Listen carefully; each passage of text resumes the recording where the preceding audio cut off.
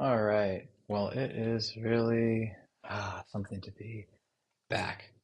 All right, guys, I'm gonna try and share something cool with everybody. It's been a little while, I know, and there's a whole story about all that. But right now, I just want to talk about I just want to share some really cool things. The people who've watched this channel before know there's a lot about politics and war and economics and history and where things are going, because this stuff's kind of important. I think it's really cool. I think anybody who's looking around at the world, wondering what's going on with Ukraine, with the United States, and who are we as a country, and where are things going, and is it all going to end in tyranny? You never really know, but a lot of people are just interested in this stuff, and I've spent a lot of my adult and childhood life thinking about some of these things, and I'm just trying to share some of it. One of the problems, though, is that, well, my thought process and things are pretty different from kind of what you hear normally. And that's going to be where we're going to start today. So today is really about, weirdly enough, Japan, but we're going to get there by a little bit of a roundabout route. Yeah, and the way to start is really just to talk about like where we are. So as I talk, there's going to be probably just me here, some images, and mostly maps. Amazing, amazing Google, Apple, and other maps. They just make everything so legible. Right. So the whole world is kind of breaking down. It's been pretty crazy. I was gone for a little while, and I get back to the United States, and banks have collapsed, and war is ongoing, and everything just looks like it's going to break down. It's a really rough and volatile time. I think a lot of people are changing not just their political beliefs, but their how they want to live their lives, their lifestyle. A lot of their religious or spiritual sensibilities are changing and transforming.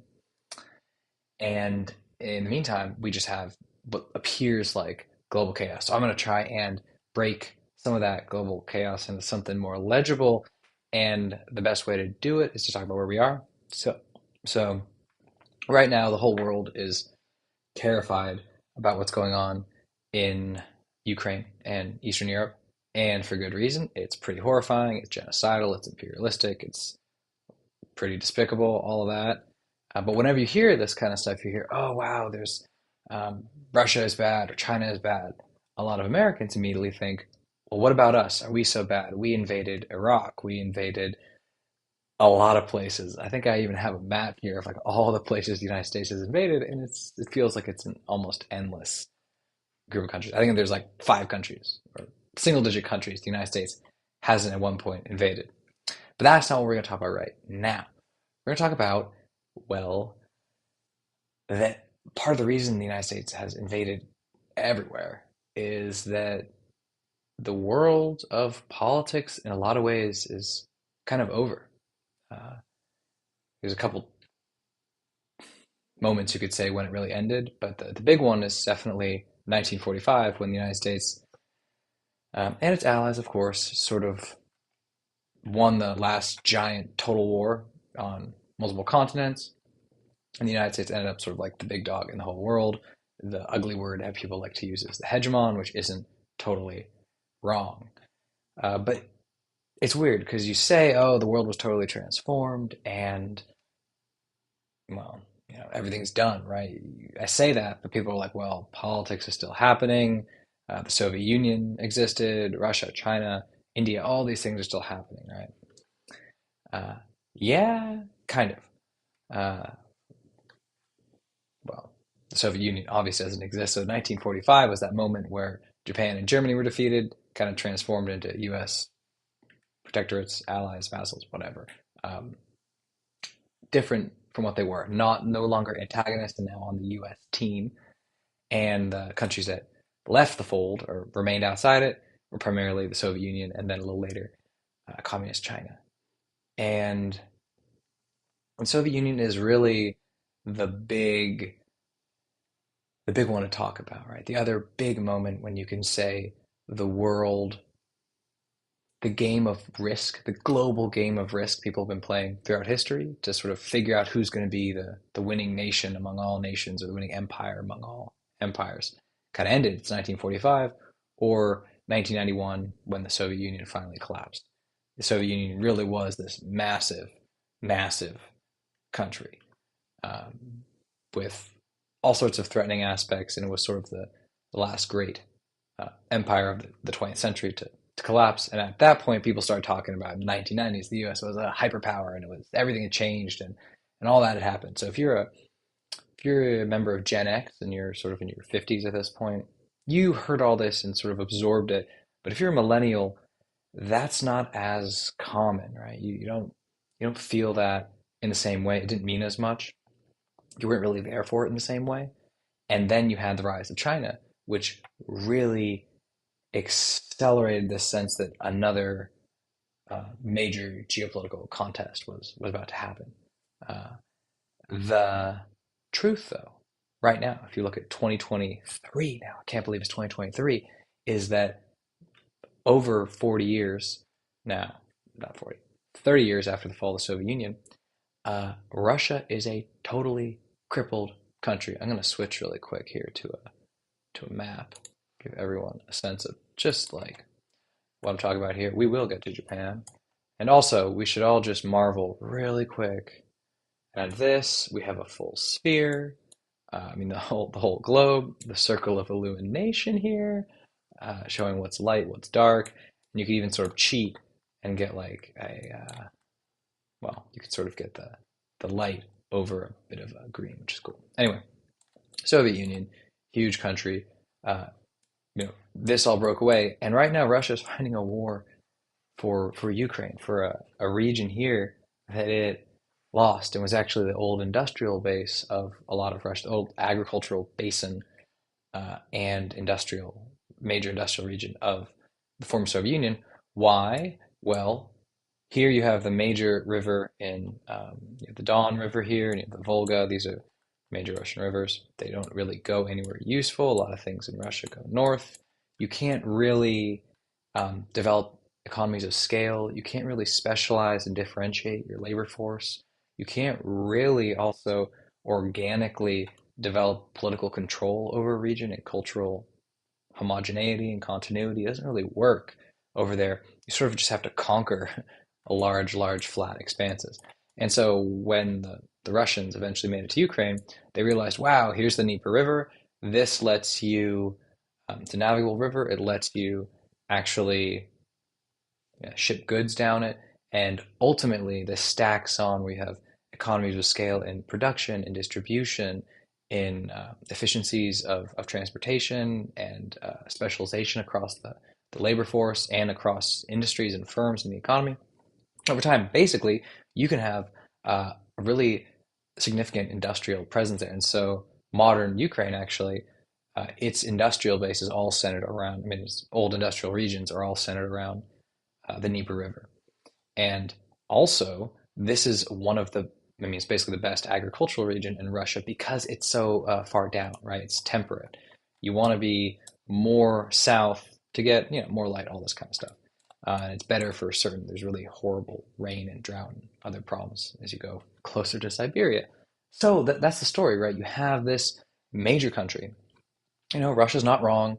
Uh, Ukraine is without Ukraine, you're not quite what you were. You're not the Soviet Union. You're really not going to be a threat to anyone. But you're also no longer even capable of taking over the Soviet Union. And also, just so you guys see, Kiev on the Dnieper River, you have Dnieper, you have Odessa, which isn't quite at the mouth here.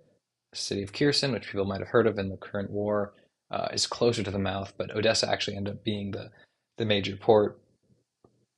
All the stuff about tides and other issues when you look at the delta of a river, that's often really important.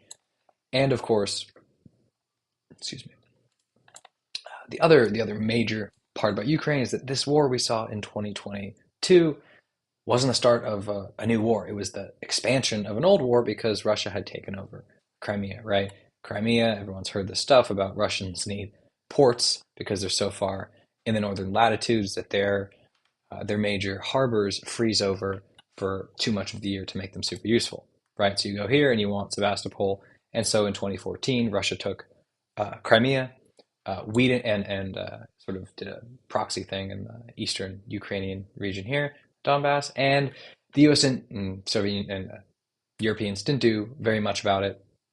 And then this war got expanded. Right now, everybody's banded together, thank God, and things are changing. But the key thing here is this is in the Soviet Union, and the Russia is really struggling to. I mean, it totally failed on a number of levels. I actually have a video about how Russia was eventually going to just to win here. But there are so many problems in Russia that it didn't know, that we didn't realize was as bad as we thought, that I was thankfully wrong. And we'll see how it all goes. There's a lot to talk about another time about this war, but the key thing here is that Russia is really a crippled country. It is losing so many of its tanks. Its air force can't function the way modern air force does. Its combined arms, basically ground maneuvers, basically its ability to push forward on the ground by combining artillery, mechanized infantry, tanks, and aircraft and missiles and all this is non-existent. It didn't really train for it. After the fall of the Soviet Union, the Russian military never really recovered and modernized its tactics and doctrines and operational capabilities to be something more like what the West had created.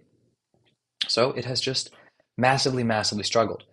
And what that means is when the two major boogaboos in the world are China and Russia, Russia's not really challenging the United States, right? I mean, the idea of it is kind of absurd at this point. Here's the US uh, on another side of the world, and Russia's just, is trying to deal with its neighbor. You know what I mean? This is like the US dealing with Canada or yeah, Canada or Mexico or some Central American state and unable to do it, and somehow is supposed to be able to do stuff all around the world. That isn't where we are. And then, of course, there's China, right? This is my old stomping grounds, and the great uh, problem in the shadows, right? So right now, people are worried about Russia, but everyone's really worried about how, for example, the US's inability to produce all sorts of munitions and armaments at scale might impact its ability to deal with China in a major conflict. In particular, a conflict over Taiwan, right? And we're going to talk about that in a little bit. But first thing to know is that China is a total basket case of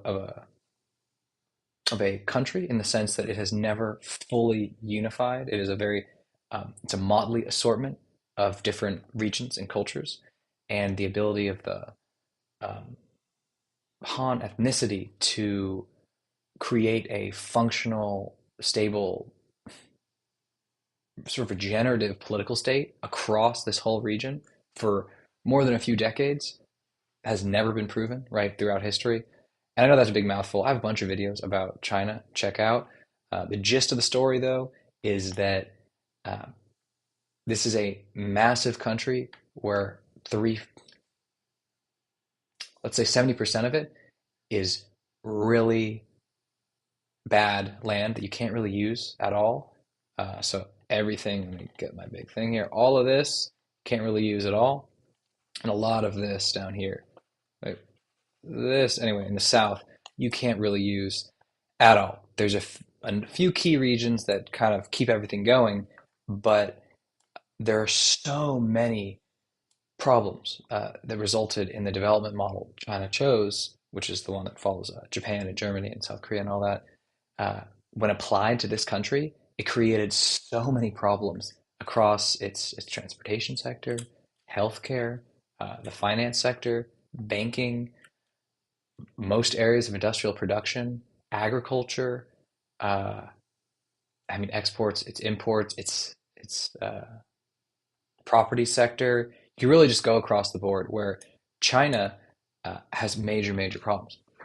And so, just to compare really quick, Russia right now, even though it's been sanctioned and it's this horrible pariah in the world, and really we should think about that. Russia has become a total pariah uh, in the world, right? Russia has become the Russia and the Russian ethnicity in a lot of ways. are they're transforming, right? Just before our eyes, we thought we were in a sort of global world where you didn't care as much about people and where they came from. It was individuals, it was a sort of global humanity. That is being tossed out the window. There's, you go to, I was recently in South Korea, and there was you know, a Russian person at a hotel that was being isolated in pretty weird ways. He could only speak Russian. He couldn't really speak English, couldn't speak any other language. And in a lot of people's minds, it's like, well, okay, unless you have a good story for what you think about what's going on or why you're here or whatever, if you can only speak Russian and you're on Russian language news sites and you're listening to Russian news and that's the only access to information that you have, the Russian state security services are really good at controlling this stuff. So it's extremely difficult, right? You're not really anymore just a simple individual in the way you could be after 1990. There's pretty gruesome things going on, and a lot of old reactions, old Cold War instincts and stuff have popped up. So that's a big part of it. Also, though, what Russia can do is it actually has the agricultural, the basic industrial, and kind of the basics of what it needs to function as a country. It doesn't have the high-end electronics, doesn't have really any of the electronics, and it's going to start breaking down across a lot of the economy and country, in the next months and years. The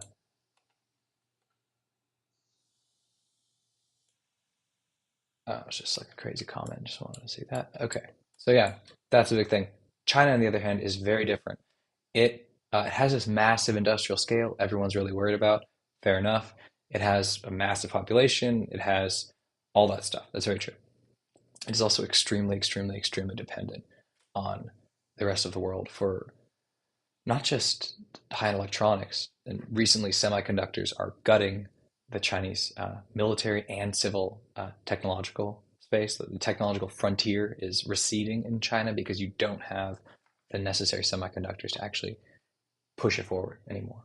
That's a really big story, and well, that's only a piece of it. You need fertilizers, you need major energy inputs, you need chemicals, you need all these things to keep things running. In Russia, your basic industry can run on Russian energy. In China, your massively oversized industry can't run on Chinese energy resources. So just that is a huge thing where in a major conflict, um, China would probably go dark and wouldn't be able to conduct a war. But that's not even the coolest part about this. And not really cool. The cool part about what I'm going to say is uh, let's take this back to history, right? So here we are. I've actually been looking at this map while not showing you guys. Let me give it out here. Perfect. So we have China. Let me actually get rid of labels here. Okay, cool. Okay, cool. China. Uh, in the thing else people also forget is right now the U.S. military is freaking out. Americans are also sort of freaking out, thinking about thinking about China and how the war with Russia is showing that the U.S. maybe can't. This military can't do the sort of things it would need to do in a major conflict with China, and all these sorts of problems could happen, right? The U.S. military has been structured for a long time to be able to fight two major wars in different theaters, or at least one major war and a smaller one. And right now, the question is, well, maybe you'll have a war in Asia and a war in Europe. Believe it or not, the U.S. could probably handle this. You're not really fighting a war in Europe, and Russia is so incompetent that it wouldn't really be difficult. And of course, the part of the U.S. military that would fight a conflict in Asia isn't the U.S. Army, which is what's involved in Russia and in Europe. It would be the Navy and the Marines and the Air Force. And actually, the Army is trying to argue a role for itself in how all this would go down because it really impacts its budget and things like that. But the more important thing is China went red, so to speak, in the 1940s. That's a long time ago. And at the time, the US also almost lost its mind, almost entirely lost its mind when this happened, because that meant that after giant war, like almost all of Asia was suddenly red. And for people who want to get a sense of why Korea and then Vietnam, things got so crazy, is because to U.S. to American policymakers really to feel like the whole world was going red, and they were freaking out. They would literally when China went red or the communists lost. I mean, the communists won and the nationalists were booted to Taiwan. The U.S. really almost lost its mind. People should keep that in mind. It was, I mean, it was crazy. It was really a crazy thing. But what did the U.S. do as a result? Is it built the the massive alliance network that we have today, right? So the same way there's NATO in Europe, there's not a NATO in East Asia for a bunch of reasons, but the gist of it is the U.S. starting with Japan, which is the most important country here, and Taiwan, and the Philippines, and then South Korea. Yeah, and also the Ryukyu Islands. These islands here, where Okinawa is a part of it, this was also it was actually ruled by the U.S. basically as a military protectorate or whatever till the 70s, and that is well, this is the birth of what is now known as the first island chain, defensive chain, and the history about this is really interesting. Another time I'd maybe bring up documents and stuff so people could see that a lot of the geographic and geopolitical and strategic thinking that people are doing now and wondering about was already done in the 1940s, and it was done at a time when the US had a really strong grasp of what was going on because it was fighting a war. It was fighting a global war, basically. And right, and so they realized basically all you need to deal with China is what is now called the first island chain. Basically, you need to have a defensive structure that goes from Japan around through Taiwan and Japan down the Ryukyu Islands to Taiwan, enjoying, including if you want the Philippines, and also pretty key eventually was Singapore there. So those are, and that's what they realized. South Korea actually uh, wasn't wasn't seen as incredibly key, but doesn't really matter. The point is that this is the birth of the defensive island chain here, which was decided this is what you need to deal with China, and the gist of this is that China isn't going to win any sort of fight, right? Everyone's really worried about Chinese economic power, although if you look at current statistics and numbers, uh, that's all gone, right? The Chinese economic miracle is over. Its demographic problems, its productivity problems, its horrific state financing problems, the problems of the productivity of its firms, not just the people. All these things are finally coming home to roost. Also, not to mention the really twisted investment profile across the country because of state incentives and cultural norms that push things towards real estate in a way that makes even the US subprime look pretty minor. All that is happening. But even on the simple problem of a military, not simple problem, but the immediate kinetic tactical, like real living issue of a potential military conflict, this isn't going to work. So I also forgot there's also Australia, but the Aussies are really great, but they're also kind of far away. Uh, right, and so you now live in a world where China it wouldn't have to just deal with the United States, like in Asia. I mean, like in Europe, you have Japan, you have South Korea, you have Philippines. We'll ignore or whatever, but and crucially, you have South Korea, Japan, and Taiwan. And the specific conflict would be over Taiwan. I mean, this is the it's almost like this was a bit of a poison pill. The United States entered into this whole um, East Asian problem, Northeast Asian problem. Uh, Taiwan is, well, they used to call it what, an unsinkable aircraft carrier off the coast of China. It is very difficult. So there's a lot of stuff going around about how a war would happen, how all this stuff would happen. I've been meaning to do something about it, but these things are very fluid. Let's just suffice to say, a country of 20-ish million people that has been preparing for an invasion for 75 years and has literally built granite tunnels all across mountainsides and hidden artillery and has the backing of not just the great big brother in North America, but also Japan, South Korea, and also realistically Australia as well.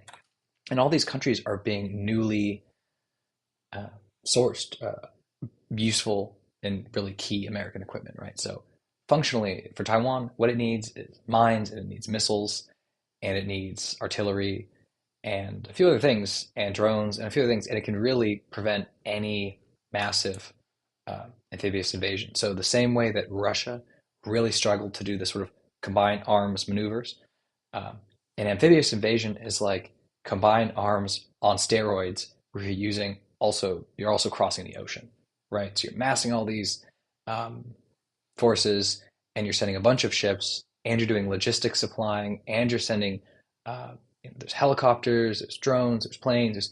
It is the sort of combined arms operation.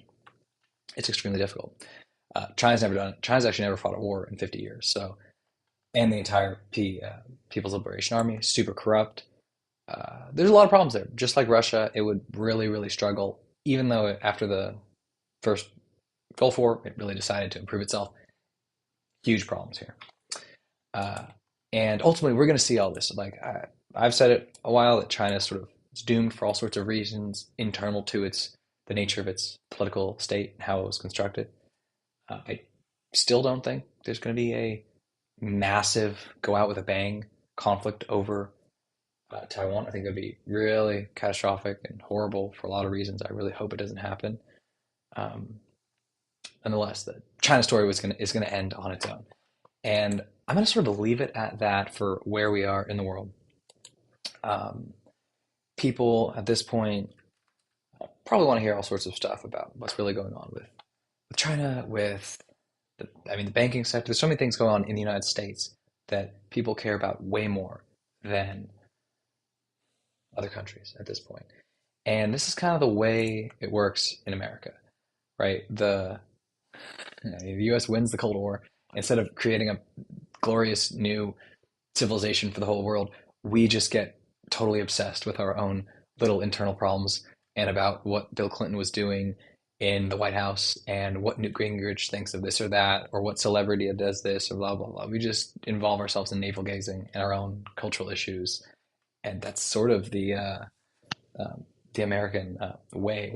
Once you've won, it's not like you move collectively towards some grander, higher ideal and you try and motivate people towards that. No, no, no, no. That's not really what happens. Um, but nonetheless, even though that's not true, and even though when China collapses, it's gonna be the same thing all over again. It's gonna be 1991 all over again. It's gonna show that there's really no more potential competition for the U.S. anywhere in the world.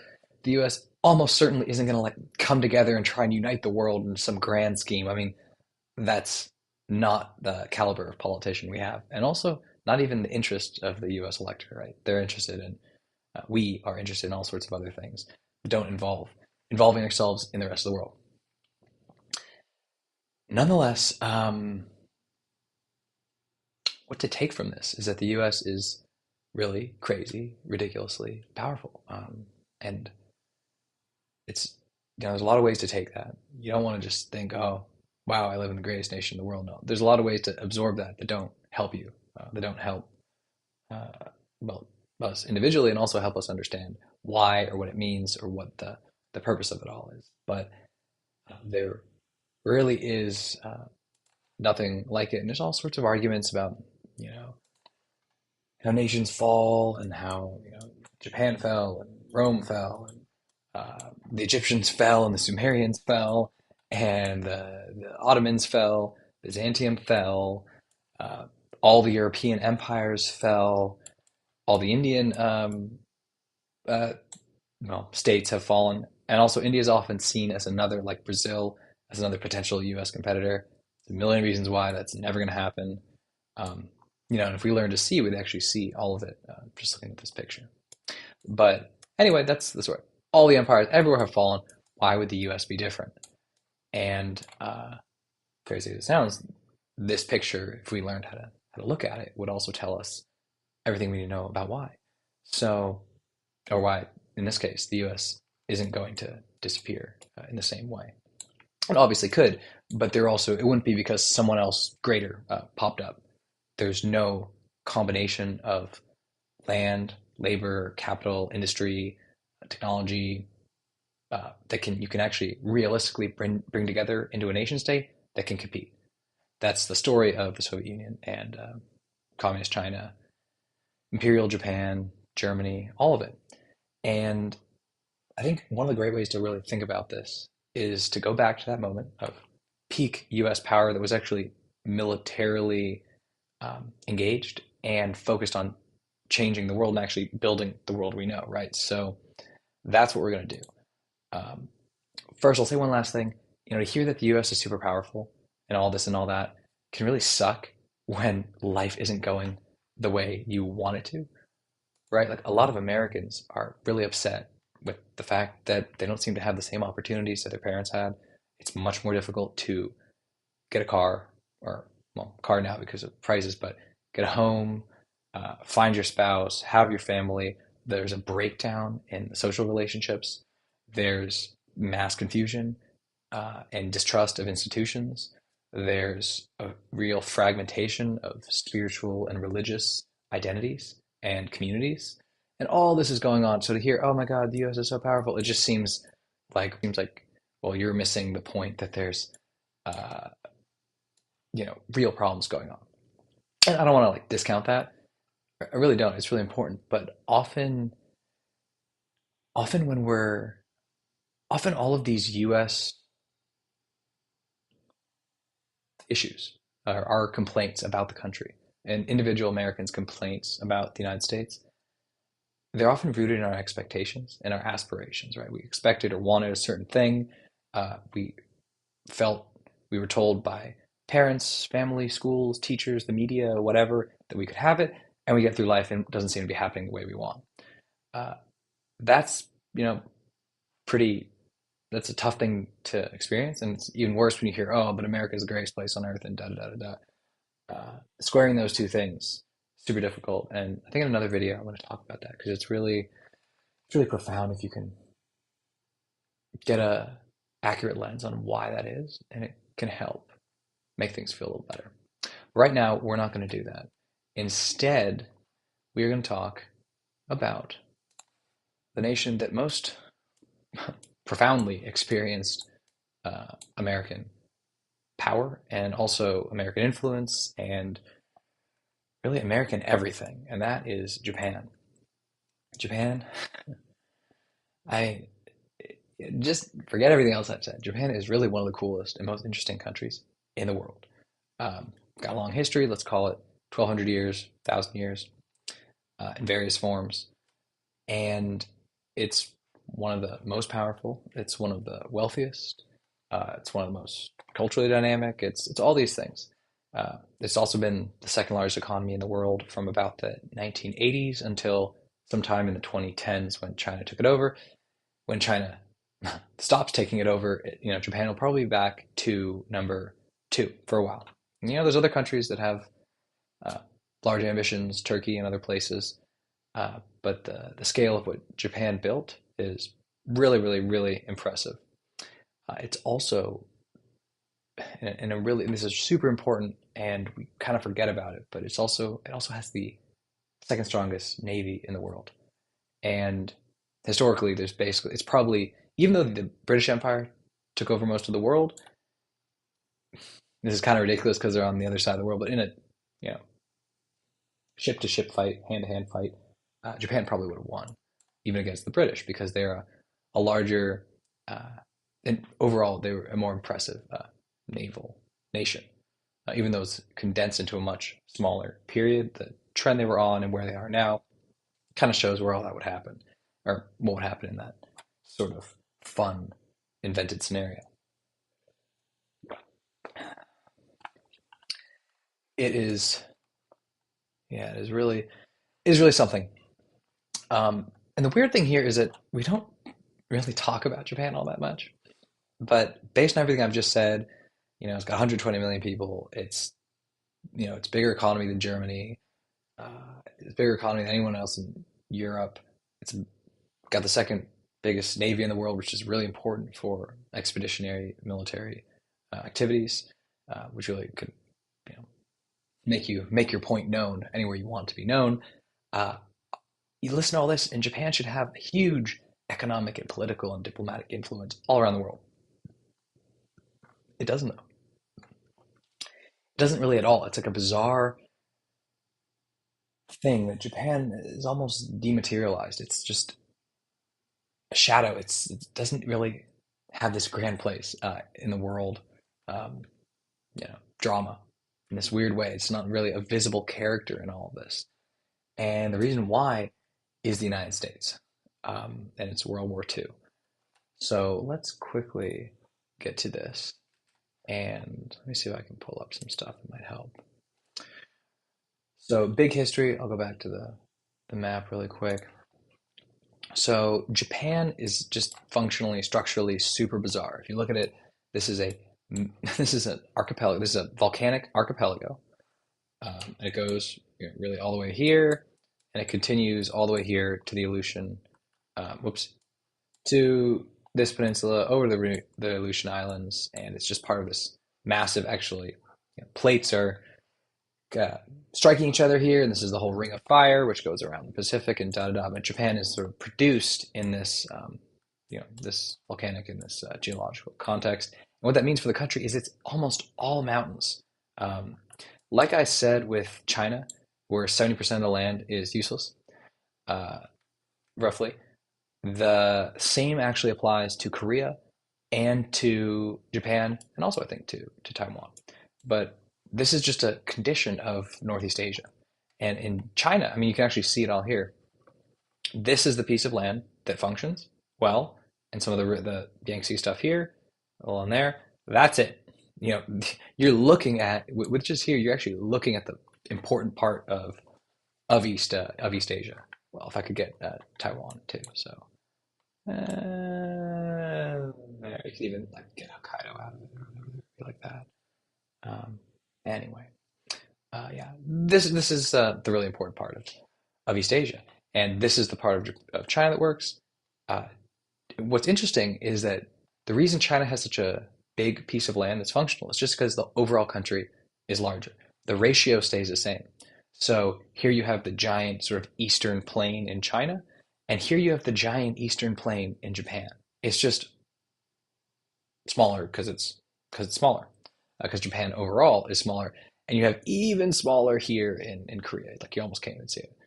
Uh, but that's the story, right? And so Japan, though, unlike China, which has a big chunk of contiguous, land that you can sort of build off of, Japan didn't have that, and so it just had a totally different history, right? Spawned much later as a unified group, and the gist of the story is if you go from here, let me try and you guys can sort of see. Yeah, so go from the big plain, the Kanto plain, the east where Tokyo is, and you just go sort of west, south, west. You're reaching across like all the most, 90% of the populated regions of Japan through here. And the great story of Japan is its development in this little region here. It's called the Seto Inland Sea. Sort of, you have the island of Honshu above, you have Shikoku in the sort of in the middle of the sea, and then you have Kyushu in the west there. And it's in this region with all these little islands where Japanese culture first developed, where basically you had um, fishermen that became, you know, pirates and traders and slowly developed a maritime culture across all of these small port regions. Basically, you have, I mean, this is the port of Osaka, this is really big, but you have all these harbors, sorry, not ports. Uh, you have harbors, which are the natural um, foundation that you can create a port out of, sort of coastal arrangement that lets you have a good port. You just have a bunch here. So almost all of Japan is just little harbors all around this Seto Inland Sea. Over time, this created an identity, created a trading culture, created all this stuff, and it developed. But at the same time, this is just this is not an arrangement that allows you to really create a functional political uh, economy in any way. I mean, it's not functional. And basically, what you got is warlordism everywhere. We basically had a warlord here and a warlord in this harbor and a warlord here and a warlord there and a warlord there and a warlord there and a warlord there. They just went all around, right? So the primary core region was here in Osaka. Then you basically you had all these different regions, and as the centuries went by, you uh, slowly got larger and larger regions, and over time, the focus on this sort of Seto Inland Sea it broke down a little bit, and what you got with Japan was the basically power started to accrue to the major population centers, which ended up being, you have basically Osaka here, you have Nagoya here, and then you have the massive Kanto Plain here where Tokyo is. Uh, little story here about sort of the history of Japan, which I want to do more on. I will at some point. Uh, Island of Kyushu is really interesting. Uh, the the key the key thing to know about Japan in general is that the Honshu is the main island. It's the really big one. It's where again like 90% of the population lives, and then I mean Hokkaido in the north is like a late 19th century acquisition. There's almost nothing here. There was a port in the south, and then there's modern Sapporo here. And it's otherwise just like a giant park, beautiful park, really beautiful park, but basically just a park. This island of Kyushu is a bit different. This was historically really close to, well, China in particular. And actually, the city of Nagasaki uh, here, I believe, is basically on the same latitude as Shanghai. And in general, in the city of Fukuoka is the main uh, port to the north in the Sea of Japan towards Korea. And so you had all this. Then in the south, you had um, basically, Kagoshima, and this bay here was a further sort of again. There's all these ports in Japan. You have all these little islands and harbors and ports, and the same principle that you saw over here is applying in Kyushu. Except here, instead of kind of facing inward towards other little Japanese inlets, it was facing outward towards the Sea of Japan, towards the East China Sea, and down towards the Ryukyu Islands. And so what you got is trading cultures, and more importantly, for like 1,000 years, horrific pirates that tormented China in Korea like forever, called the Wuko pirates. They just uh, Northeast Asia, and they were the best pirates in the region. Often a good sign that you'd probably be a good uh, naval country, and that's sort of the key. And the way it worked is that this Kyushu is sort of the part of China that faced Asia. Uh, Honshu and Shikoku is sort of the part, I mean, sorry, the part of Japan that faced Asia is Kyushu. And the part of Japan that faces itself and allows it to sort of cohere its identity is Honshu and Shikoku here with the Toa Inland Sea. And then finally, the part of Japan that faces the world is Edo, Tokyo, and this is the massive Tokyo Bay here. This region currently has 40 million people, which is the population of California in one single massive region, uh, which is it's very interesting because all of Japan is roughly the size of California. So you see that the density that's going on here. But continuing on, the story of Japan is that it has all these things, it has all these these pirates and these ports and these traders and these uh, tiny little agricultural regions, tiny little towns, and overall all this. That's what it had. It had for hundreds of years, and they all just kind of had to war with each other and fight, and they weren't able to bring it all together.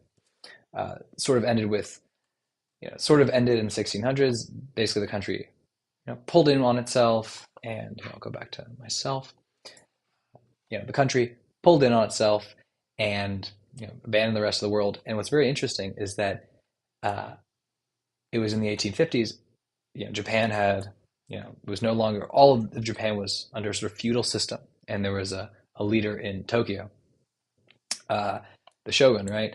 And it was in the 1850s. It, the American ships under Commodore Perry rolled in, and were actually kind of planning to maybe burn the whole city to the ground, like the British did a bit in China.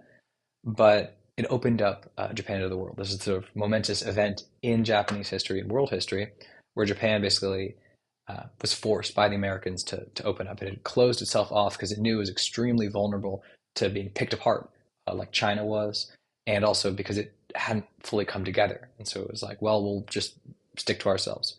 But the fact that American ships could just roll into the imperial center proved that Japan was incredibly vulnerable, that the shogun or the leader, political leader, was totally incapable of maintaining order or keeping anything together. And so you had a giant revolution, and Japan, basically a bunch of industrialists took over, put in the emperor as a figurehead, moved him to Tokyo from Kyoto near Osaka, and you had uh, the birth of sort of modern Japan. What's very interesting is that before Japan was really a country, you had a little part of it kind of looking in on itself, and then you had the Kyushu part that was sort of looking out on the world. But the second, soon after Japan moved to Edo, to Tokyo, to this sort of massive Kanto plain that, bring this up again, massive Kanto plain that actually faced the world, it realized that it was not what it thought it was. This is a massive, very exposed, vulnerable region. And that's what the US uh, initiative to open up the country proved. So I'm definitely going a lot longer, but I'm really enjoying this. And it's been a little while. And I was actually recently in Japan, so it's really pretty fresh. Ah, let me see. Okay, so where were we? So you decide, yep, we decide, oh, we're vulnerable. We can't close ourselves off to the world. We need to be able to match other foreign powers, foreign nations. What do we do? Well, the only real way to do it is to industrialize. But your volcanic archipelago does not have any of the resources needed to industrialize. You don't have, well, you have some coal. You basically don't have enough steel or coal or iron, well, iron to make steel. You don't have steel. You don't have, sorry, you don't have iron. You don't have coal. You don't have oil. You don't have gas. You don't have all the key inputs you need for, well, not even the agricultural and industrial modernization.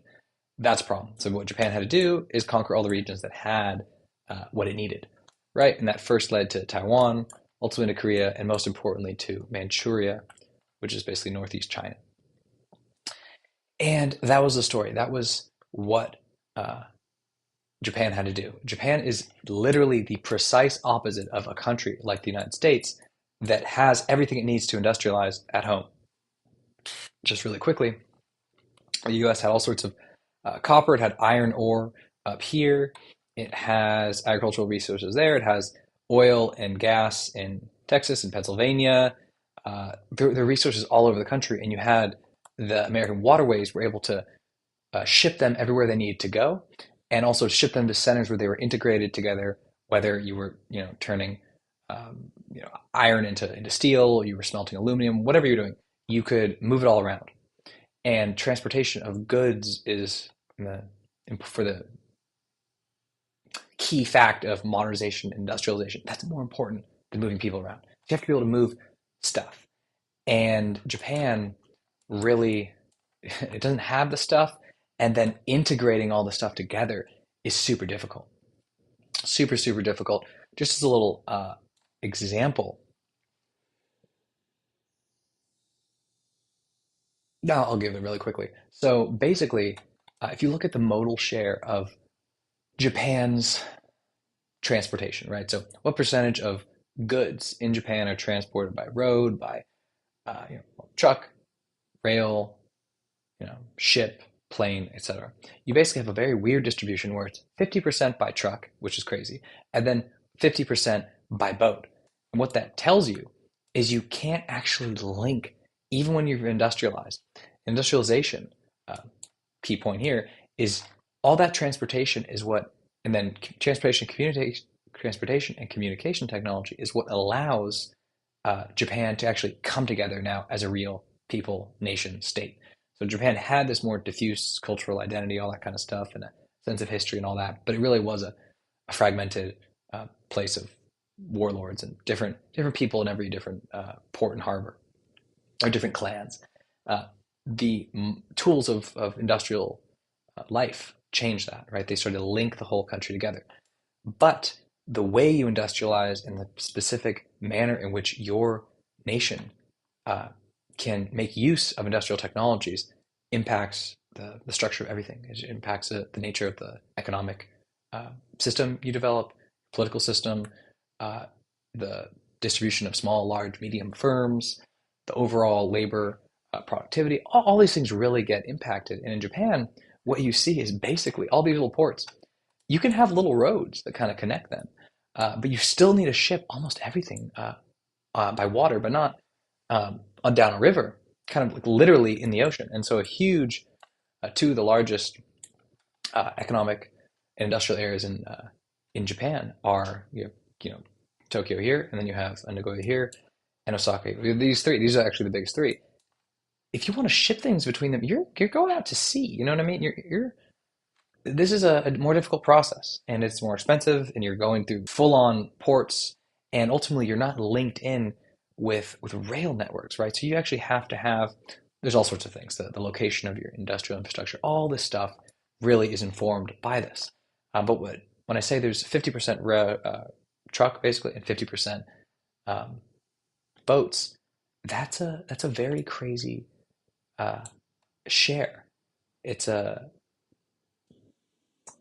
it's a very, very, very weird thing. I'll just leave it at that. I wanted to sort of share that really quickly because I mean, when I first learned about it, I thought it was really nuts. But more importantly, uh, this was why Japan went to war, among many reasons. But a key one is that for Japan to be an industrial nation, it needs industrial inputs, and it doesn't have any of those inputs. So, and in volumes it needs. So it had to go get them, right? So it built an empire. As you build an empire, you make all sorts of enemies, and you have to fortify your population, and you have to create an ideology and propaganda and all this stuff, and you have to justify what you're doing, and you have to create a political establishment and political parties that are supporting what you're doing, and you can't really say everything to everybody. You can't talk about industrialization and blah blah blah, and you're also very proud, right? Japan is an extremely proud nation, and you have to justify brutality. You have to explain your behavior. You have to create all sorts of really ugly things. So Japan, from the late 19th century through the 1930s and 40s, I mean, it was taught. It had a racial ideology that it was the Yamato race. I mean, it was the chosen nation. It was doing all sorts of crazy stuff. But the key thing is that you need all this stuff. And once you create this massive "we're the best" identity and ideology, if you're Japan, you lose your empire, you suddenly don't have anything you need to actually be an industrial state anymore. So that is what happened when the US, people also don't realize, I'm going to bring this up now. World War II for Japan was, it didn't just lose, right? It got obliterated. And I'll show you guys something cool first. Pull this up. I'll show that later. Yeah, so Japan got obliterated. Uh, I mean, the scale of the devastation is really crazy. Everyone's really familiar with, obviously, Hiroshima and Nagasaki, but this is a picture of American firebombing of a city called Toyama. And this is what America was doing to basically every single like Japanese city for months and months and years.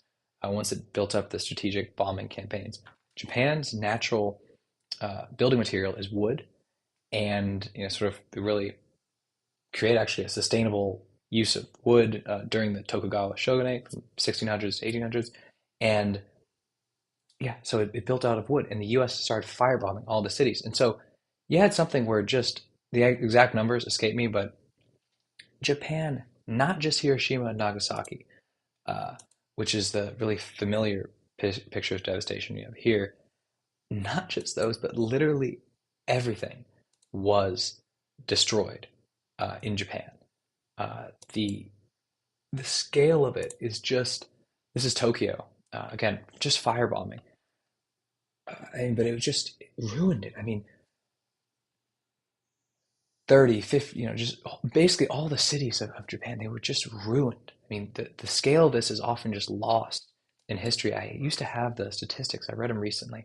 They're horrifying. The percentage of the factories, the percentage of the fields, the textiles, everything that you needed is just wiped out. Homes, residences. Japan was literally wiped out in World War II. And so I really want to really focus on this really quickly. This is a country that uh, it expanded, and so forget the population for a second, but it lost everything. It didn't just lose the overseas resources, which it did, and at the same time, all of the productive capacity and the residences and the farms and everything was just annihilated by the United States. It wasn't just we. I sometimes feel like we focus on Hiroshima and Nagasaki to ignore the fact, not ignore, but and when we do so, we forget just how extensive the bombing campaign by the U.S. was. Uh, Basically, Japan was annihilated during World War II. This is something that just I can't stress enough. The famous phrase soon after the defeat was that Japan had been reduced to a fourth-rate nation, and that is actually true. Based on what Japan has on its own, uh, when it lost World War II, it was looking at potential national dissolution because if it doesn't have the trains, if it can't actually run the industrial and communication infrastructure that links all these pieces of the country together, then they're going to break right back down into little pieces of functionally separate states with different identities. Uh, just because the tools that made it possible to knit it together were gone. That was what Japan was looking at. So when they lost, I mean, it looked like it was over. It really looked like it was just totally over. And it would just give a sense again of what this was. The scale of the Japanese defeat was insane, and this is what it looks like at the moment. So in 1940, oops, in was I think it was 1853. That was when the Commodore Perry rolled into Tokyo Bay. You come back, almost 100 years later, and you had the Americans that had come in again to Tokyo Bay, and this is some of the, I think there's probably four or five carriers in there, and a bunch of escorts. This is the U.S. Some of the naval fleet there during the surrender ceremony in 1945, and you also have at the same time, I mean, you just have crazy numbers of industrial weapons overwhelming the country, right? So Japan has been reduced to nothing because again, we were looking at a country. This is again kind of a key thing here. Uh, we were looking at a country that had nothing it needed, and as a result, had much less industrial capacity and extremely declining industrial capacity once it had lost the overseas inputs and that it needed. Then you have a country like the United States, which has excess industrial capacity, doesn't even know what to do with all of it, suddenly gears up for war. So by the end of 1945, Japan was a fourth-rate nation, burned to the ground, and the United States was, you know, it was a stronger industrial power than the rest of the world combined. That is really what it looked like. It's really impossible to even talk about how crazy this was. Another great little example here. Um, you know, this was the last major battle of World War II's Iwo Jima. This is the invasion force uh, that was applied to it, right? So this is actually, if you wanted to see an invasion of Taiwan, you have to start seeing images like this. Not whatever, however war changes, you need bodies and you need fuel and you need water and you need bullets and you need supplies, just endlessly shipping it to conquer territory. And so that's what you see here back when it happened. This was called, let me pull it in the middle. This was called Task Force 58. This was the largest and probably the most, well, depending on what you think of U.S. carrier battle groups now, this was the most imposing naval fleet ever assembled, right? And this was just roaming the Pacific, uh, smacking the Japanese around. So that's where things were at the end of World War II. I really like this image too. Just bombers over Mount Fuji. Uh, the nature of war by the time World War II came around, where you had carriers and you had major bombers, it allowed a country to sort of invade Japan in a way that no one else had really ever done. So Japan had never been invaded. Mongols failed, but it had it had never really experienced anything like this. So this was the first time Japan was invaded. And actually, this is what I was going to show you guys earlier. We'll do this first. So the way, let's say the nukes still hadn't convinced the Japanese imperial leadership to surrender. This is what would have happened next, or this was the other alternative. It was called Operation Olympic, and then I think they changed it. But this was an invasion of Kyushu, the island we were just going over, western island of Japan. Basically, the U.S. was planning to take over the southern third of the island and move to take over the southern third of the island, which is basically Kagoshima here. This is a really cool city that has uh, an active volcano in the center of it.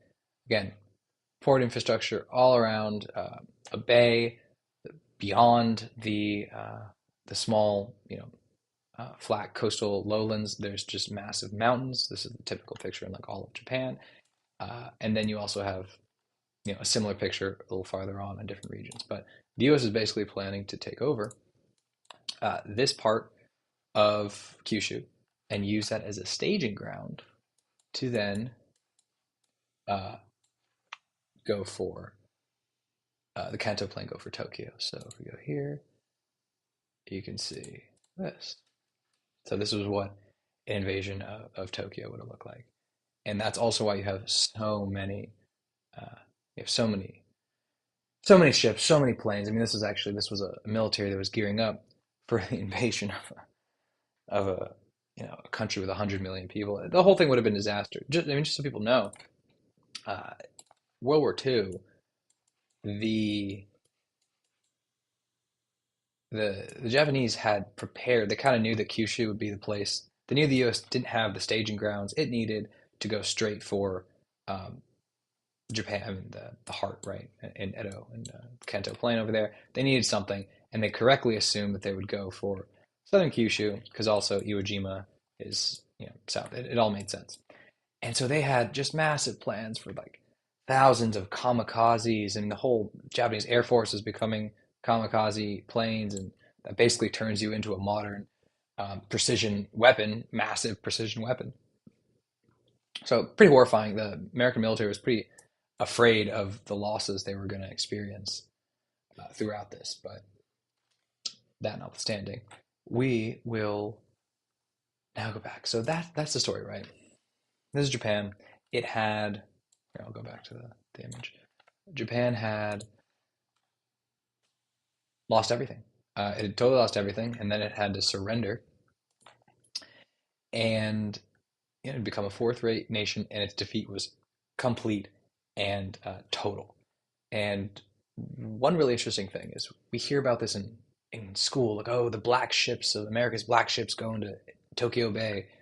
This is the arc of modern Japanese history, right? It starts with American ships in the 1850s, and it ends with American ships in the same bay in the 1940s.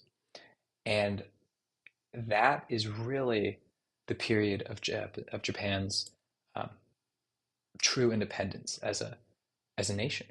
It really something really shifted once you hit the 1940s and 50s. This was really became a different sort of country, and this is what I was getting at before. This is why Japan doesn't have the heft and the presence and the voice on the international stage that other countries do. It has to do with the nature of its post World War II occupation and reconstruction. So that's what we're going to talk about really quick. Um, yeah, so after 1945, Japan basically has not been an independent nation. It's more subordinate independence under the United States. Uh, that is of also, I mean, that is a really tough uh, pill for the Japanese, especially to swallow. But this is what it looks like, right? I mean, this is why you have military bases all over Japan. currently, right? These are current military bases. You also have, Okinawa was treated as a massive military base till the 1970s before it's given back to Japan, and it still has all of these military bases. Um, oh, here's a separate thing for people. Yeah, so remember earlier I was talking about how there were uh, all the nations the United States has invaded. Well, here's a quick map of all the different places the U.S. has involved itself in the world. And if you look at the bottom, you'll see uh, countries with the most U.S. bases and countries with the most U.S. troops. And Japan, still to this day, is at the top of that list. And really quickly, I mean, part of the reason that's the case is because the U.S. Is aware that Japan's a naval country, and if there's one thing that can challenge the U.S., it's a country that can actually reach the U.S., and you need ships to do that at scale. So there's a very limited number of countries that could challenge the U.S. When the one at the top of the list is actually Japan, but Japan lost that war, and it's not going to fight that war again. But nonetheless, that's the way things look on the ground. You still have more U.S. troops and U.S. bases in Japan than anywhere else on Earth, but that's just the start. Uh, Japan after World War II, it was um, it wasn't even just occupied by the United States, which it was. It was occupied by a U.S. military dictatorship for like 7 years, from 1945 to 1952, and in the process, the entire country was almost totally rebuilt and reconstructed and reimagined by the Americans. Nothing like this has ever happened in world history. And the scale of it, the way the US redesigned Japan's economic and political and cultural and spiritual and military framework, and even wrote it a new constitution. This gets lost when we think about this country, where almost everything that Japan now is was formulated in this period by the United States. And it's a really painful thing to hear. Again, Japan is a very proud nation, and to hear this, to go from conquering most of East Asia to now being subordinate to another country on the other side of the world, to say that that was easy, an easy pill to swallow, was pretty far off, right? It is extremely difficult. But at the same time, Japan is really lucky that this actually happened, because um, Japan's really lucky because, ooh, could I make this all the way back? Let's do that. Yeah, Japan is actually really lucky that this happened, because the other option was total chaos and deprivation and material scarcity and conflict. And it was not a nice time between 1945 to like 1950, actually. Japan really geared up again, actually during the Korean War, where the US reused, um, it's called SCAP, the Supreme Commander for the Allied Power in the Pacific. They basically turned Japan into a massive base for military operations in Korea during the Korean War. And that process re-enabled, uh, revivified the productive infrastructure of Japan. They were suddenly assisting in repairing US vehicles, or producing certain goods, or you name it. They were involved, and it injected huge amounts of needed activity into the Japanese economy, right? Because Japan, like I said, was brutalized. Like the whole thing was wrecked, and it needed right. It needed something. It needed something else. Ooh, okay. Uh, so that is that's a key thing. Japan is lucky that it actually got what it got. Like, it is lucky that it got this, you know, bizarre position of subordinate independence, which is a word, by the way, I took from a famous book about Japan in the post-occupation from the late 1990s called "Embracing Defeat," which I highly recommend. Uh, uh, while every country and every person, maybe every person, wants to be free, freedom in Japan's case would have meant crippling poverty and probably national dissolution, or else it would have required remilitarization. That's the nature of the choices offered to Japan in the 20th, 19th, 20th century. I mean, basically in the industrial era. You want to be an industrial nation. Be an industrial nation, you need to do certain things at scale with certain materials and resources that either you have or you don't have. And so there's a similar story in Germany. It's a little different, but this is really key. Japan needed access to overseas resources to exist as a modern industrial nation. Um, After World War II, it had no resources and was surrounded by enemies, right? Japan had really traumatized China and Korea, and I mean, just Philippines and everybody, Singapore, it goes down the list. Japan did not make friends, right? The process of asserting itself and creating the nation it wanted meant pissing off everybody around it. That uh, that went with it, right? So after the war, you're looking at a place where everybody hates you, and the only one you had, actually, bizarrely, was your enemy in North America, because one of the reasons the U.S. plays the role it does in the world is because it's so far away from everybody else that it's not really involved in their local controversies and problems, right? So, before the Iraq War and stuff, the U.S. wasn't involved in the Middle East in the way other countries are, right? It's not in there the way Israel or Turkey or Armenia or whatever is. Same with Pakistan and India. Same with East Asia, where you have four countries here, by the way. Uh, Taiwan is functionally a country. Japan, South Korea, five countries if you include North Korea, China, and Taiwan, that do not like each other and have not for hundreds of years. Uh, that's the natural state of affairs. And after World War II, everyone hated Japan. So Japan's only option was the United States. And what the US did after World War II was enable Japan to get access to all the resources it had fought a war for, and it gave it to them for free, as long as it sort of got in line with what the US wanted. Uh, yeah, and like I said, it was, weirdly enough, the Korean War was what the US was the catalyst for really sparking the Japanese beginning of the Japanese resurgence, and that was its involvement in a U.S. war. Weirdly enough, one of the things the U.S. did is that it wanted to demilitarize Japan because of everything it did, and so it actually wrote the Japanese Constitution with a clause basically forbidding Japan from engaging in war and doing all these things. And then by the time, basically that was 1947, right after it wrote it, it realized, oh my God, we shouldn't have done that. Communism is spreading everywhere. Uh, Look at what's going on in China.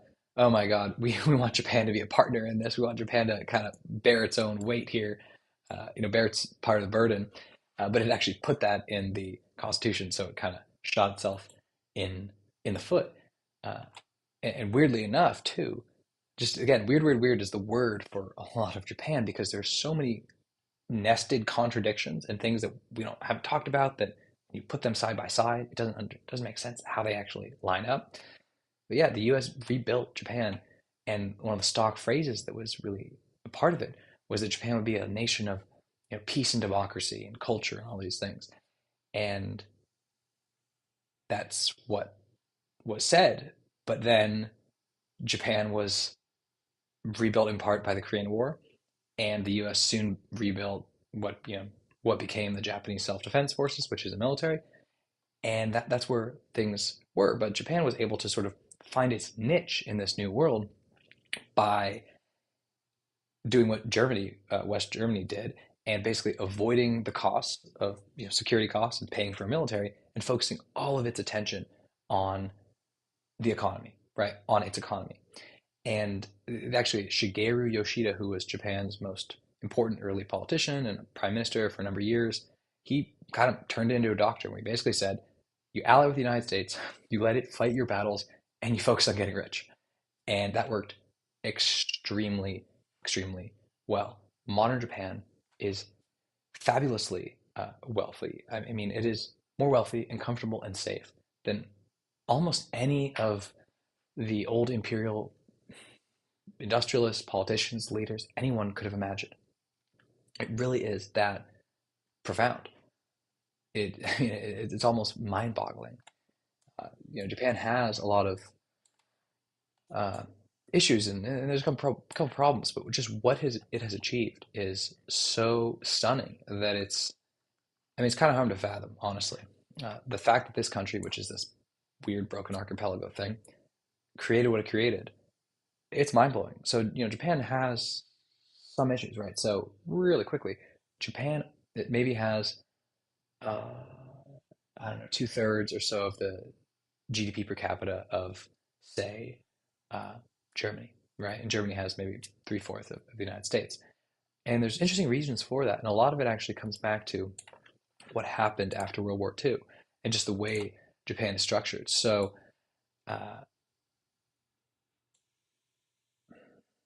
yeah, I mean, so the gist of it is that Japan, the way this works is that you have all these regions, they're all scattered, and none of them integrate with each other, most importantly, economically, and in terms of production, in terms of making things.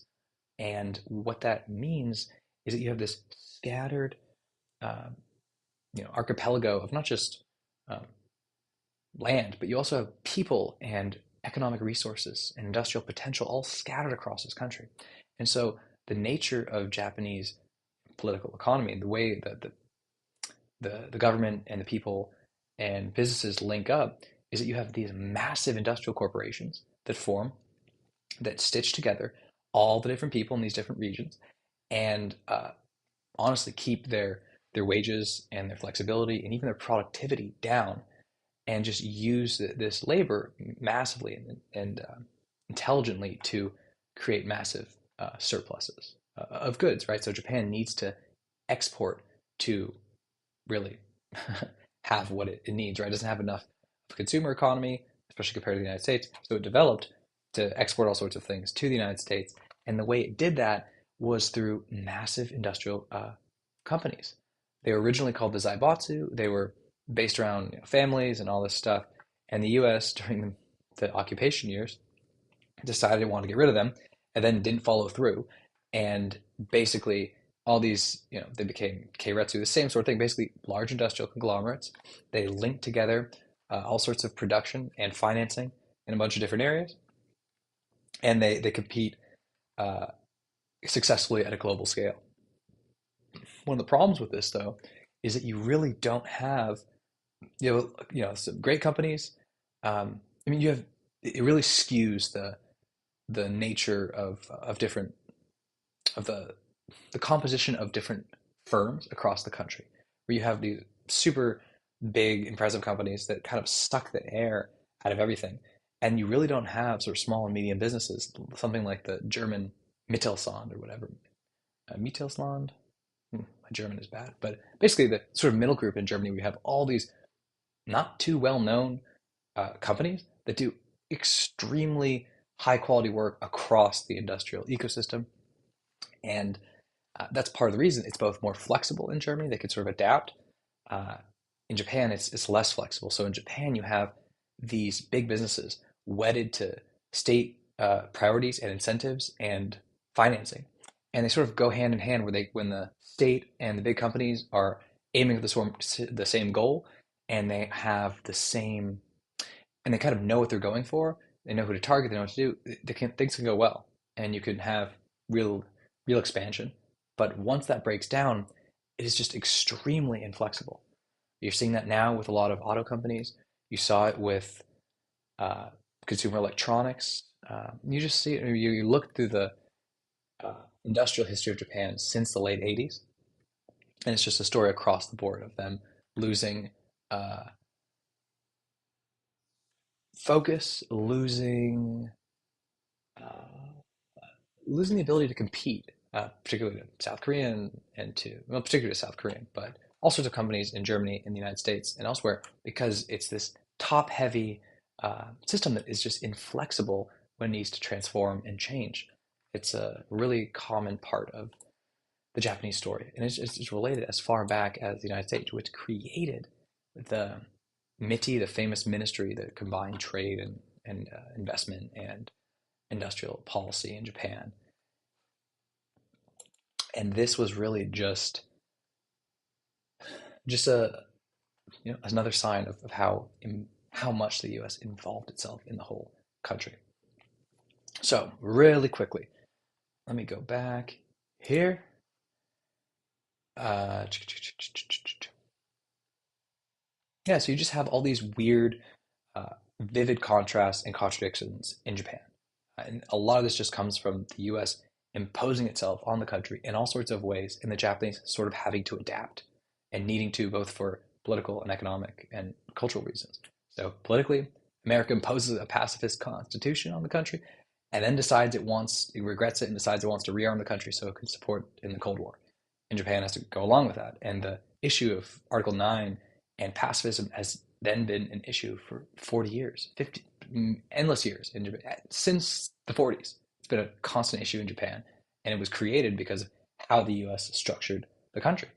Uh, America rebuilt Japan to a place of peace and democracy, but it also worked to stifle democracy, particularly a vibrant left in the country. Right during the 40s and 50s, the U.S. was extremely concerned with communism, and so a lot of activists on the left, socialists, Marxists, communists, anyone in that area, they were shut down. And so the US wanted peace and democracy, did all these things to create democracy in Japan, which had never existed, right? It did land reform, it did judicial reform, it did political reform, it did, I mean, it removed feudal structures, it removed the peerage, it removed like the stuff that lets you be a duke and a noble and all that kind of stuff. It removed all that. So it was creating democracy, but at the same time, it worked to create a conservative coalition of corporate interests and bureaucrats, and even some really, really ugly underworld, nationalist underworld characters who'd been involved in all sorts of heinous things in China and stuff like that. Uh, it's really, uh, it's really gross.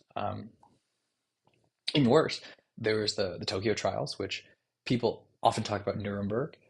Uh, fair enough. Uh, no one talks about the Tokyo trials though, because the U.S. turned it into a sham, where there's Tokyo trials. You're after the war, just like in Germany, uh, in Europe. After the war, you want to take all the people who were involved in things that were super heinous, crimes against humanity, crimes against peace, all these uh, novel categories in international law to try and create a greater sense of justice after such a heinous war. That's fine. The US tried to do the same thing in Japan, but it had decided, among other things, that it wanted to keep the emperor. And so in in Germany you had Hitler, you had his whole coterie of people around him. In Japan, the similar structure was the emperor and all the other people around him. You didn't have the same Nazi party, but you what happened in the Tokyo trials is that the US refused to actually prosecute the emperor. It wanted to keep him as a cultural figurehead for the integrity of the new Japan they were creating. That was one of the US decisions. It's like, okay. But then they also tried to bring all these other people on trial. But you had this weird thing where all those people on trial, like the military generals and Tojo and all these people, they they revered the emperor. So they were actually working hand in hand with the primarily American prosecution to not mention the emperor and to absolve him. So the U.S. was conspiring, the U.S. basically prosecution, and the uh, Japanese defendants were conspiring to keep the emperor off limits. And many people, some of the people who were involved, like the judges involved from other countries, literally wrote opinions saying this is a farce. Like, what is even going on? The U.S. didn't really prosecute uh, that many people at all. I mean, they created this whole thing. It was a giant disaster, and they didn't go after the equivalent of secret police or military intelligence or Gestapo, SS, that kind of stuff. They didn't go after all that many uh, generals. They didn't actually even go after people who were primarily involved in China or the secret uh, organizations in the Japanese military that were doing experiments on Chinese. The U.S. actually absolved them, and because it wanted their research. That's ugly. And yeah, and so you had all of that, and the final outcome of it was bad, right? So the U.S. really primarily focused on the Pacific War. They actually renamed what was the Japanese called the Great East Asia War to turn into the Pacific War, even though the real atrocities were all committed in Asia, and particularly in China and in Korea. So that was the whole thing. The U.S. also didn't involve itself in the issue of the sort of Japanese use of Korean primarily, but also other Asian groups for basically as sex slaves for their military and the sort of comfort women issue, which became really big in Korea in the 80s and 90s as these women started to speak out. The US could have, if the US had been really thoughtful and had foresight at the time, it could have involved, Korea, and it could have involved other peoples in these things and actually set a foundation for not an endless litany of lingering issues in East Asia. But that's not what happened. And the key that I was bringing up, the reason I brought this up is just to show how these things became a bit farcical and weird. And you actually had some people who were about to be hung, or people who were on trial that were really quickly brought back into the Japanese government right in the 1950s when the US and the CIA and the Japanese elites and everybody basically just agreed to create a conservative coalition in Japan that would rule it, through the Cold War. There is a huge, huge nexus of weird political stories and compromises and naughty problems that have just existed in Japanese politics forever. And that's just the way it is.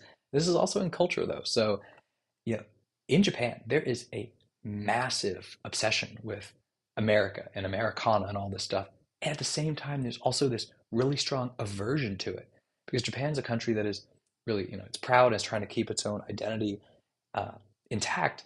But you've also just been flooded with American influences and Americans and all that. And so it's this constant uh, uh, shifting dynamic, and you just have this national identity, uh, under foreign control, trying to preserve itself, and you just have everything. You have seclusion and aversion and fascination and repulsion. It's just all there, and for years it was like all the time. It's really a fertile spawning ground for the imagination, right? I sometimes wonder if the crazy, just the massive growth in Japanese imaginative works, the video games, the manga, the anime is partially uh, this place where you processing all this is extremely difficult, and the actual Japanese government doesn't help you do this. Japan's a nation where if you go to a Japanese the the Tokyo National Museum, for example, Japan, like China, is one of those countries where the state has a huge uh, role in creating national identity, and it actively does that by focusing the population to look at certain things, appreciate certain things, value certain things. So go to an exhibit which will have like 200 nationally, nationally significant cultural artifacts as determined by the government. It will show all of them off and explain their importance. Like that's fine. There's all sorts of important things. The U.S. has national sites, but it's involved in the creation of identity in a way that Anglo Americans and people in like Britain and stuff don't. Um, well, primarily Americans just don't vibe with in the same way. But that's how it is in Japan. But in the modern world, where you can't actually explain to Japanese how much the US built your country. And obviously, Japan actually played a huge role. Japan built itself. The Americans after World War II, they were expecting Japan to kind of create textiles and all this stuff. The ability of Japanese business elites, old military, producers and communications sellers, all these people to come together and start a massive industrial, massive industrial build out. Yeah, it was pretty unprecedented. People weren't expecting it. Americans also didn't quite realize what the creation, what access to the American market would enable. First in Japan and in Germany and other places later. But it was a huge thing. And it's a real accomplishment. But at the same time, the overall structure of the entire country was determined, if not explicitly uh, by the United States, then implicitly by accommodation to the new reality that Japan lives in a state of subordinate independence vis-a-vis the United States. Uh, and you can really see that when you just think about what exactly we saw, right? Uh, Actually, no, we'll go back to this. Japan was preparing to kamikaze an Allied invasion into the bottom of the sea and sacrifice the 100 million. They had all this propaganda slogans out to defend the islands. And it went from this intense Bushido warrior culture, samurai culture, and with this crazy militarist, uh, it's connected almost with those old heroic ideals of virtue and courage that you get in old Western stories or knights and stories, stuff from different time. You get all that in this massive militarist nation that now slowly in a couple of decades morphed into a new world of cutesy animals and Hello Kitty, right? You go to any region in Japan, for example, here, this is the city of Kumamoto, which is the capital of this province, and if you go there, you'll see everywhere you go, there's the province itself has a mascot, which is a bear, a cutesy bear called Kumo, I think, and he's everywhere. He's on he or she. I was gonna say he. I don't actually know. He's on every cookie and on uh, every cookie, and there's like life-size ones like sitting at rail stations and just plastered on billboards, and it's just everywhere. There's a cutesy animal representing the city everywhere, which is very far from the warrior ethic that this region or the the old Satsuma sort of region, like places with a strong history of samurai warriorship would have imagined. So that's part of it. And I want to get into this. I think it's a really fascinating area, but one of the things that we're talking about in part is colonialism, right? And so it's not usually a word that I'm incredibly uh, keen on because it's become really popular in modern political and social and economic studies, particularly in modern universities, as a typically leftist critique of um, modern political economy and the United States and all these relations around the world. I do think, though, that there's not enough realization about what being an industrial nation requires of countries. So I don't usually use it, but in this case, uh, there's real colonial processes going on. And maybe it's out of politeness, but I think it's kind of bizarre how rarely anyone talks about Japan or any of this. People talk about Japan, the lost decade, and how they're no longer having children, and how there's all these weird things in the country, and they have, you know, used panties and vending machines and all sorts of random stuff. But the basis, like the reason why this country is the way it is, and sort of how it was structured, all that is kind of thrown out the window. When really this is one of the, if not the most unprecedented transformation of any country in history. Even China, which has gone through a major economic transformation in the last couple of years, couple decades. Clearly, well, it's not going to pan out, but also the economy and the culture and the political system and the spiritual nature of the country, like all these things didn't all happen, it didn't all change at once. In Japan, it just all changed. You went from, feudal and militarist and uh, racist to completely different. I mean, still racist, honestly. One of the things you learn when you really look at countries, like every country is pretty racist, or at least thinks that their race or ethnicity is really at the top of the food chain.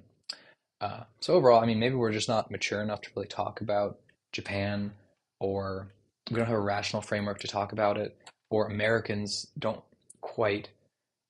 general don't quite know how to think about our role in the world and what our heft has done to all sorts of regions to transform them.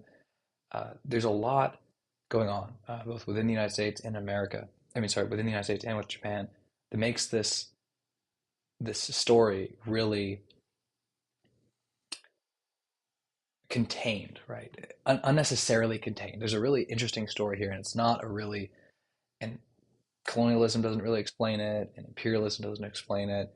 There's a unique, specific story with nuance and texture here that needs to be told. Maybe also under the surface, there's just so many emotions about what's going on that are grab us in weird ways that we really just push this aside. It doesn't really matter at this point. The point of all this is that we're now in 2023, and I started this by talking about the world and the way it is, why it is the way it is, and how the game of risk is over. Um, Japan is the best example of this, right? We're what, over 75 years? What, it was 55, 25? Yeah, it was over 75 years from World War II. And which I said was that moment when the world was transformed.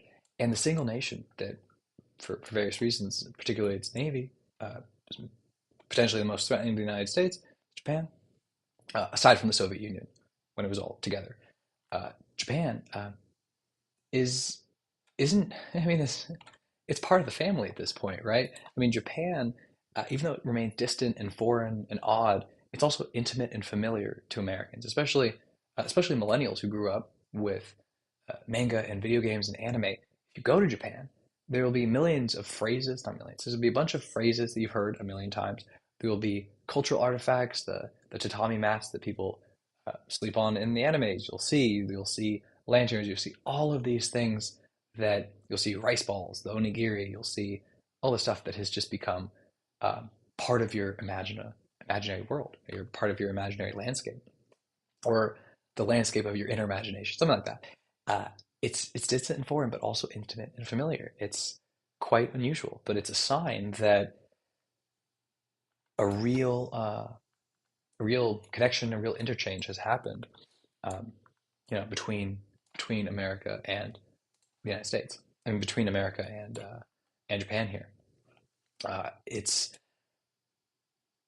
Yeah, and it used to be that only military servicemen or um, you know, it's more now than just military. People have been to Japan for the military or just traveled randomly.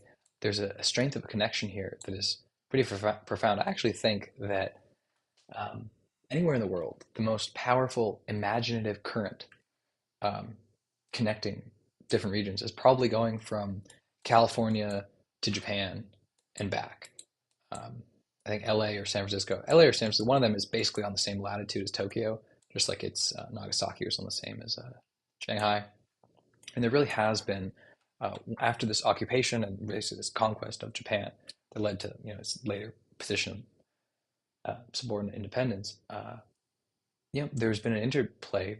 Japan absorbed all sorts of Americana and Americanisms and American culture, and the United States has also absorbed an enormous amount of Japanese culture. Nothing similar happened after World War II. I mean, nobody can name a single German story, book, character, anything that's been massive influence in the United States. I mean, if someone knows, please tell me. Throw it in the comments. I'd love to hear something like that. But when you consider all the stuff, whether it's from Godzilla to, I don't know, Naruto to uh, everything in Japan. I mean, the scale of the video games, the Zelda, Nintendo, Pokemon, all this stuff. It's been a massive interchange, and it's really affected American culture and American production. Right now, anime still has become this.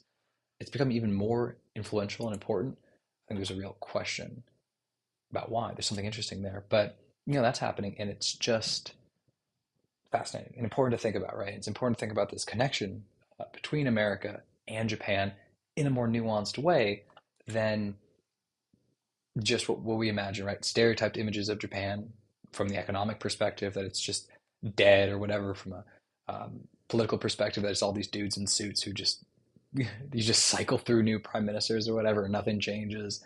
Or from many of these perspectives, right? Just you go through it, these stereotypes don't quite fit the story. So that's part of what I really wanted to share. Um, yeah, yeah, I went through all that. Yeah, there's a lot to say here, right? I think one of the places I'll take it really quick is that, like I started with, the China is the big worry right now. This is the last major challenger to the United States, et cetera, this world system. And I mentioned how the U.S. built an alliance network in the 40s, no, in the 50s, really, or the 50s, to contain China like it was containing Russia with NATO, right? These are all built around the same time.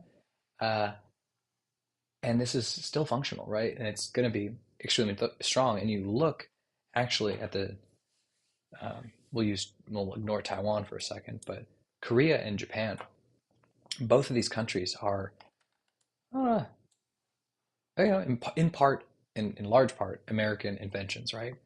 There's never been a South Korea divided the way you have in Korea, right? So Korea has had a rough history where it's basically a giant mountain, mountain range, and it's been functionally a bunch of mountain fortresses and little kingdoms and stuff. Roughly speaking, they've been based around um, Nakdong River near Busan, the Han River here.